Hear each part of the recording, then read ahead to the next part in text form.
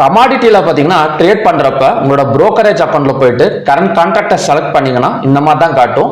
Bit offers அப்படின்னு காட்டும். So பைல எத்தனை குவான்டிட்டி வந்து பண்ணியிருக்காங்க, அதே மாதிரி செல் வந்து எத்தனை குவான்டிட்டி பண்ணியிருக்காங்க அப்படிங்கிற மாதிரி காட்டும். இது வந்து ரொம்பவே பார்த்தீங்கன்னா ட்ரெண்ட் ஐடென்டிஃபை பண்ணுறதுக்கு ரொம்ப யூஸ்ஃபுல்லாக இருக்கும். இது எப்போ வந்து ட்ரெண்டை கன்ஃபார்ம் பண்ணும் அப்படின்னு பார்த்தீங்கன்னா, ஃபார் எக்ஸாம்பிள் இப்போ நான் வந்து க்ரூட் ஆயில் கரண்ட் கான்ட்ராக்ட்ல போயிட்டு செலக்ட் பண்ணோன்னே எனக்கு வந்து பை சைடு வந்து ஒரு 500 செல் சைடு வந்து ஒரு 510 காட்டுதுன்னா, ஸோ பையை விட செல் அதிகமாக இருக்குன்னு சொல்லிட்டு நான் வந்து செல் பண்ணிடக்கூடாது. ஏன்னா ஒரு வெறும் 10 பாயிண்ட் தான் அதிகமாக இருக்கு. இது எப்போ வந்து ட்ரெண்டை வந்து கான்ஃபிடன்ஸா நமக்கு வந்து சொல்லும் அப்படின்னு பார்த்தீங்கன்னா, ஏதாவது ஒரு பக்கம் 30% வந்து அதிகமாக இருக்கணும் இன்னொரு பக்கம் கம்பேர் பண்றதை விட. ஃபார் எக்ஸாம்பிள் இப்போ வந்து பார்த்தீங்கன்னா, இப்போ செல் சைடு வந்து ஒரு 500 காட்டுது அப்படின்னா இதோட 30% எவ்வளோ 150 பாயிண்ட்ஸ். அப்போனா 500 + 150 650. அப்போ பை சைடு எவ்வளோ இருக்கணும் 650க்கு மேலே இருந்தது அப்படின்னா ஸோ பை ட்ரெண்ட் தான் ஆக போகுதுன்னு அர்த்தம். பை ட்ரெண்ட் கண்டினியூஷன் ஆக போகுதுன்னு அர்த்தம். அதாவது ஒன்றுக்கு ஒன்று கம்பேர் பண்றப்ப ஒரு பக்கத்தை விட இன்னொரு பக்கம் வந்து ஒரு 30% வந்து அதிகமாக காட்டினது அப்படின்னா ஸோ அந்த சைடு தான் பார்த்தீங்கன்னா கன்ஃபர்மேஷன் வந்து கிடைக்கும்.